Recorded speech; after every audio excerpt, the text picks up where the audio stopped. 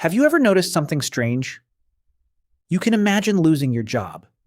You can imagine the world ending. You can even imagine everyone you've ever loved disappearing. But there's one thing your mind refuses to picture: your own non-existence. Close your eyes and try to imagine the exact moment after you die. Not your funeral. Not your body lying still. Not people crying over your grave. Imagine you simply not existing. Chances are you can't. And that isn't because you lack imagination. It's because your brain is protecting you from a truth it was never designed to understand. But once you realize why, you'll never think about life or death the same way again. From the moment we're born, our entire reality is built around one thing: consciousness. Every memory, every dream, every fear, every victory exists because there's a you experiencing it. Your mind has spent your entire life constructing a story where you are always present. Even when you imagine the future, you're still there, watching events unfold through your own eyes. So what happens when the main character disappears? The answer is unsettling. Your brain doesn't know. It can't know. And that's where the mystery begins. Think about the last time you fell asleep. There was a moment when the world simply vanished. Hours passed without your awareness. Yet when you woke up, your consciousness seamlessly continued as if nothing had happened. Death, however, offers no awakening. No next chapter, no return. Your brain keeps searching for what comes after because every experience you've ever had has always been followed by another. But then something strange happens.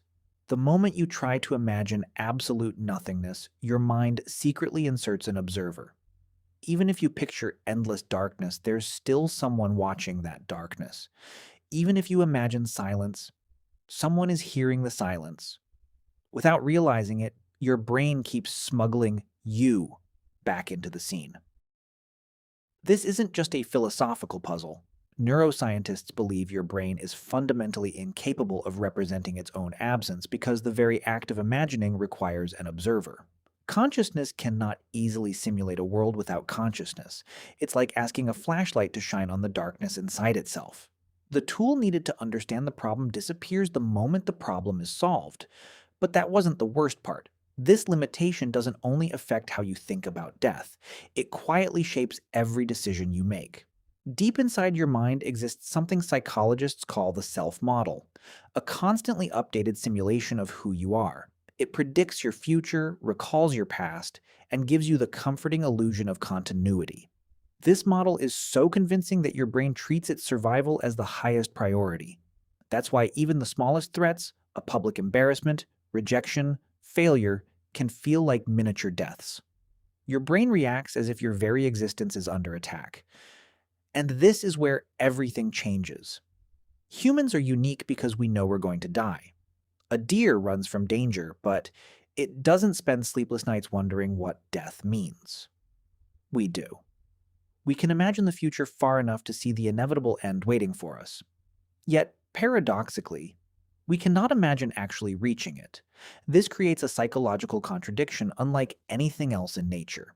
We know death is certain, but our minds refuse to experience it, even in imagination. So, how do people cope with this impossible contradiction? History offers a fascinating answer. Entire civilizations have been built around escaping death symbolically. We create religions promising eternal life. We build monuments that outlive us. We have children to pass on our genes. We write books, compose music, invent companies, chase fame, and upload endless pieces of ourselves onto the internet. At first glance, these seem like achievements, but beneath them lies a quieter motivation: the desperate hope that some version of us continues after we're gone. This idea became the foundation of one of psychology's most unsettling theories: terror management theory. According to this theory, much of human behavior isn't driven by happiness or success alone. It's driven by the fear of mortality.